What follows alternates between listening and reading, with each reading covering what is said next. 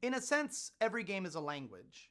When you sit down to play chess with someone, if you and I were playing chess, we would be conversing, so to speak, through the language of chess. We both understand how it works, we share a kind of common knowledge, and we use that language to express ourselves, right?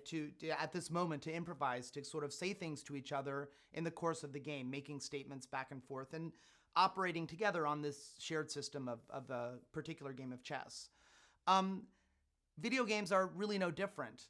When you're interacting with a video game, it's kind of a language. And for a lot of games, there's sort of a grammar of interactivity that's been established by genre. Here's where genre is our friend.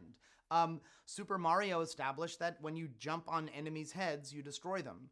There's nothing intuitive about that. There's nothing in the real world that would necessarily lead to that conclusion. You might think, well, you could bounce off and nothing would happen, or you yourself might be injured, or you might push them to one side or another. But the idea that, well, that's how you destroy an enemy, by jumping on their head, is something that we learn, so to speak, by growing up through these genres as they're established.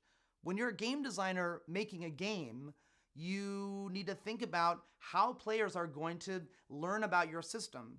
And in this sense, every game designer is an educator, because you have to think about how you are educating your players to speak the language of your game.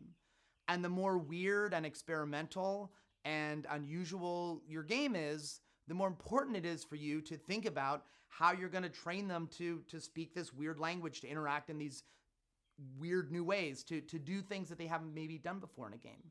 So in that sense, I think game designers really need to be sensitized to the human experience, and that being a designer means that the player is your other, in a sense, that you need to put yourself into their shoes. And in that sense, I think design is an intrinsically humanizing discipline or practice, because you really need to think about someone else. Even if you are just doing a game to express your own personal point of view, you're still doing it so that someone else can sit down and understand that point of view.